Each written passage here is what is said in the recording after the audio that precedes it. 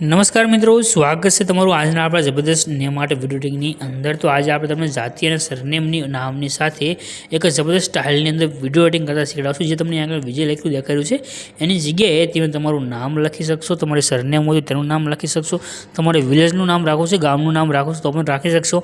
एंगे तमे तमारी ID mention करी शकशो अने आ रीतनो जबरदस्त विडियो बनावता शीखी शकशो। एक फूल प्रोजेक्टनी अंदर छे, कोई पण फॉन्ट कोई पण मटीरियल वगैरे आपणे तमने बनावता शीखवाडीशुं साव सरल सिम्पल रीते।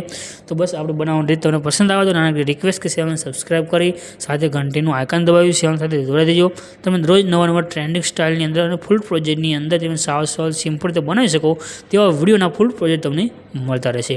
तो आजना विडियोनो नानो डेमो जोई लो। फूल डेमो आपणे टेलिग्रामनी चैनल छे अल्पेश क्रिएशन, त्यां आगळ तमने मळी जशे। टेलिग्रामनी जे लिंक छे आपणे डिस्क्रिप्शननी अंदर आपी छे, त्यां तमे जई अने फूल डेमो फूल सॉन्ग साथे जोई शकशो।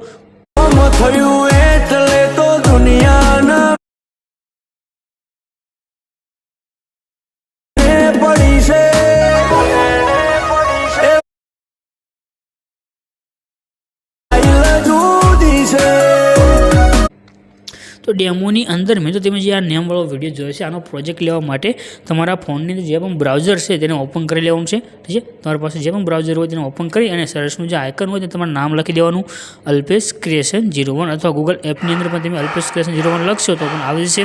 अने नीचे तमने लख्युं देखाड्युं छे अल्पेश क्रिएशन 01 एना पर क्लिक करी देजो। अहीं आगळ तमे क्लिक करशो એટલે આ સાઇટ તમારી પાસે ખુલીને આવી જશે। આ સર્ચનું આઇકન છે એના પર ક્લિક કરવાનું છે અને આગળ તમારે એક કોડ લખવાનો રહેશે। કોડ છે 0841 રેડી આટલું લખી અને સર્ચના બટન ઉપર તમારે ક્લિક કરી દેવાનું છે। જેવું તમે સર્ચના બટન પર ક્લિક કરશો આ તમારી પાસે પોસ્ટ આવશે, અહીંયા તમારે ક્લિક કરવાનું છે।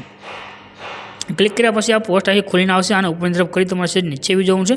નીચે આવશો તો તમને અહીંયા આગળ એક લખેલું જોવા મળે છે ફૂલ પ્રોજેક્ટ, એના પર તમારે ક્લિક કરી લેવાનું છે। જો લખ્યું છે ફૂલ પ્રોજેક્ટ આના પર તમે ક્લિક કરશો એટલે તમારી પાસે એક પ્રોજેક્ટ એડ થઈને આવી જશે આ રીતનો। અહીંયા આગળ નીચે તમને ઇનપુટનું બટન જોવા મળશે, એના પર ક્લિક કરી અને આ પ્રોજેક્ટને તમારે એડ કરી લેવાનું છે।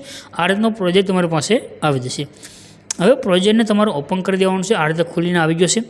હવે જે પ્રોજેક્ટને છે તેને ઉપરની તરફ કરી તમારે નીચે જવાનું છે। રેડી, આપણે જે પણ ચેન્જીસ કરવાનું છે તો બધું તમને આગળ મળી જશે। રેડી, અહીંયા આપણે જેટલું મટીરિયલ યુઝ કરીશું તમને બધું આગળ દેખાડી દેશે આ પ્રમાણે। રેડી, જે પણ તમારે ચેન્જીસ કરવું હોય તે ફોટા પર ક્લિક કરી તે ફોટોને સેન્ડ કરી શકશો।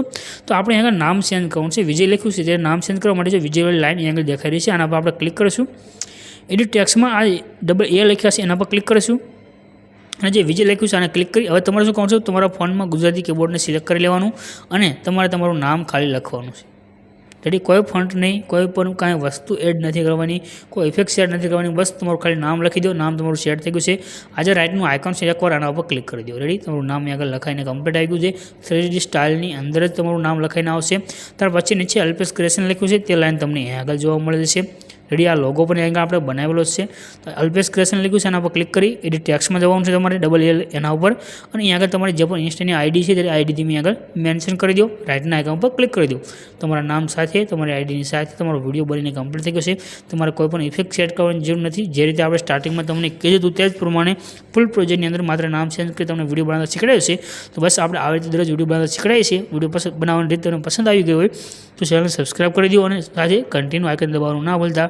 જ્યારે પણ વિડીયો આવશે તમને નોટિફિકેશન મળશે અને તમે દરરોજ આવી રીતે નવા નવા વિડીયો એક ફૂલ પ્રોજેક્ટની અંદર સાવ સરળ સિમ્પલ રીતે બનાવતા શીખી શકશો।